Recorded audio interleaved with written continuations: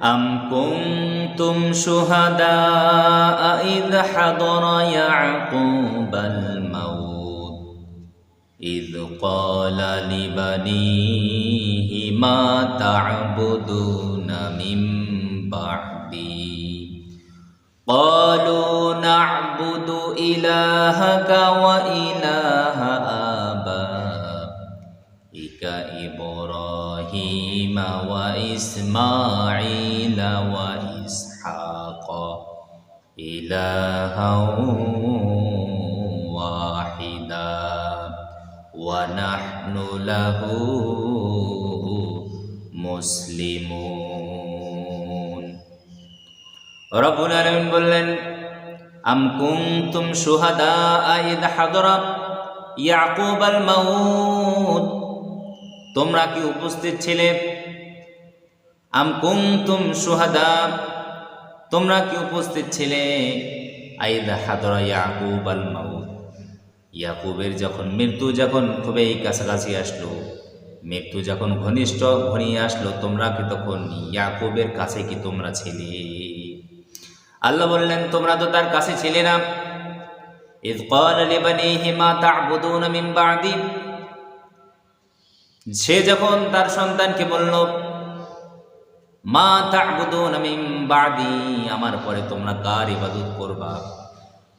তারা তখন বলল, ক্বালু না'বুদু ইলাহাকা, আমরা আপনার পরে না'বুদু ইলাহাকা, আমরা আপনার ইলাহর ইবাদত করব, ওয়া ইলাহা আবাইকা ইব্রাহিম ওয়া ইসমাঈল ওয়া ইসহাক, এবং আপনার পিতৃপুরুষদের ইলাহ, আপনার বাপ দাদাদের ইলাহ অর্থাৎ ইব্রাহিম, ইসমাঈল, ইসহাকের ইলাহর আমরা ইবাদত করব। আল্লাহু আকবার।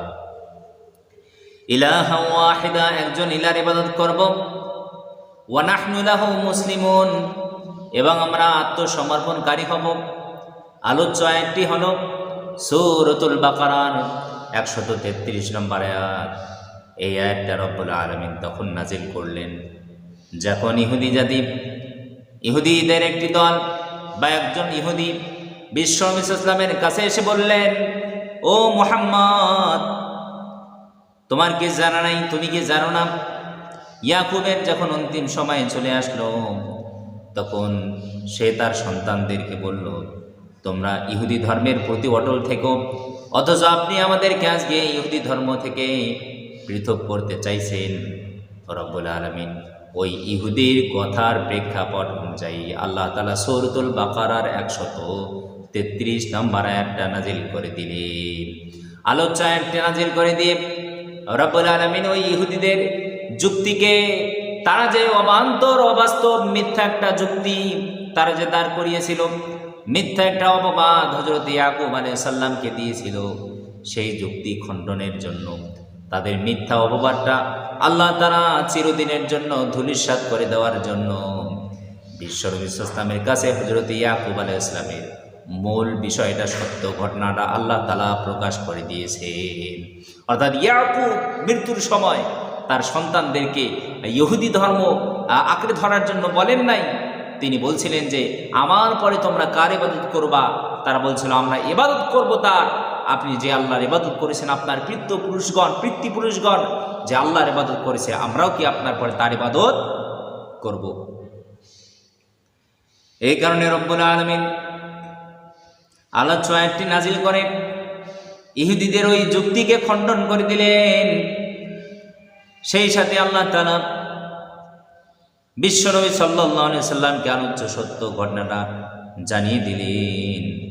আলোচ্য আয়াতটা যেমন ইহুদিদের ব্যাপারে নাজিল হয়েছে, ইহুদিদের ওই মিথ্যা যুক্তিকে খণ্ডন করার জন্য যেমন নাজিল হয়েছে, ঠিক অপরপক্ষে আলোচ্য আয়াতটা আল্লাহ তাআলা মুসলমানদের জন্য এটা নাজিল করে দিয়েছেন। মুসলমানদেরকে তিনি জানাচ্ছেন, তোমরা কি ইয়াকুবের মৃত্যুর সময় উপস্থিত ছিলে? না, আমরা তো কেউ ইয়াকুব আলাইহিস সালামের অন্তিম সময় আমরা কেউ উপস্থিত ছিলাম না, বরং আল্লাহ তাআলা ওহীর মাধ্যমে প্রকৃত ঘটনা বিশ্ব নবী সাল্লাল্লাহু আলাইহি সাল্লাম কেন জানিয়ে দিয়েছেন। তা হলো অন্তিম মুহূর্তে ইয়াকুব আলাইহিস সালাম তার সন্তানদেরকে ইসলামের উপরে অটল থাকার নির্দেশ দিয়েছেন। আল্লাহু আকবার। এরপরে প্রশ্ন হলো, ইয়াকুব আলাইহিস সালাম তার সন্তানদেরকে যে অন্তিম মুহূর্তে উপদেশ দিয়েছেন, তিনি কিভাবে জানতেন যে ওই সময়টা তার জীবনের অন্তিম মুহূর্ত? তাফসীর বিদ্বান বললেন, এটা তার অন্তিম মুহূর্ত। মহান আল্লাহ তাআলা অন্তিম মুহূর্তে পৃথিবীতে থাকা না থাকা বিষয়টা আল্লাহ তাআলা নবীদেরকে জানিয়ে দেন, অবহিত করেন। তাদেরকে জানিয়ে দেন যে আজকের যে অন্তিম মুহূর্ত, এটা হলো আপনার জীবনের শেষ সময়। এবার আপনি সিদ্ধান্ত নেন, আপনি কি আরো হায়াত চান নাকি আপনি দুনিয়া থেকে চলে যাবেন। এরকম নবীদের অন্তিম মুহূর্তে, রাসূলগণের অন্তিম মুহূর্তে আল্লাহ তাআলা দুনিয়াতে থাকা না থাকা বিষয়টা তাদেরকে অবহিত করেন। তাফসীর বিদ্বান বললেন, এরপরে হযরত ইয়াকুব আলাইহিস সালাম তিনি আল্লাহর কাছে আবেদন করলেন, আল্লাহ, আমার সন্তানদেরকে ওসিয়ত করা পর্যন্ত আপনি আমাকে সময় দেন, এরপরে দুনিয়া থেকে আপনি আমারে নিয়ে নেন। এই কারণে হযরত ইয়াকুব আলাইহিস সালাম তিনি জানতে পেরেছেন যে তার জীবনের শেষ সময়, এই শেষ সময় তার সন্তানদেরকে তিনি নির্দেশ দিলেন, ইদ হাদরা ইয়াকুবাল মাউত ইদ ক্বালা লিবানিহি মা তা'বুদুনা মিন বা'দি, আমার পরে তোমরা কার ইবাদত করবা? ক্বালু না'বুদু ইলাহাক, আমরা আপনার ইলার ইবাদত করব। ইয়াকুব আলাইহিস সালামের 12 জন সন্তান ছিল। এই 12 জন সন্তান তখন উত্তর দিয়েছে, আমরা আপনার পরে আমরা না'বুদু ইলাহাকা, আমরা তো আপনি যে চলে যাবেন, আপনি থাকা অবস্থায় আমরা যেমন আপনার ইলার ইবাদত করেছি, আপনি চলে যাওয়ার পরেও আমরা আপনার ইলার ইবাদত করব। ইলা বলতে তাকে বোঝায় যিনি হলেন ইবাদত পাওয়ার যোগ্য, যিনি হলেন উপাসনা পাওয়ার যোগ্য, তাকে বলা হয় ইলা। এই কারণে সন্তানেরা বারবার তার পিতাকে বলতেছেন, ক্বালু না'বুদু ইলাহাকা, আমরা তো ইবাদত করব আপনার ইলার, ওয়া ইলাহা আবাইকা, এবং আপনার পিতৃপুরুষ ইব্রাহিম, ইসমাইল এবং ইসহাক, এরা যে এক ইলার ইবাদত করেছে, আপনি চলে যাওয়ার পরেও আমরা সেই আপনার পিতৃপুরুষদের এক ইলার ইবাদত করব। আল্লাহু আকবার। ইলাহাকা ওয়া ইলাহা আবাইকা ইব্রাহিম ওয়া ইসমাইল ওয়া ইসহাক ইলাহা ওয়াহিদা ওয়া নাহনু লাহু মুসলিমুন, এবং আমরা আত্মসমর্পণকারী হব। আমরা পরিপূর্ণভাবে ইসলামকে অনুসরণ করব। আমরা ইসলামের পরিপূর্ণ পুঙ্খানুপুঙ্খ বিষয়গুলোকে আমরা কি করব? অনুসরণ করব।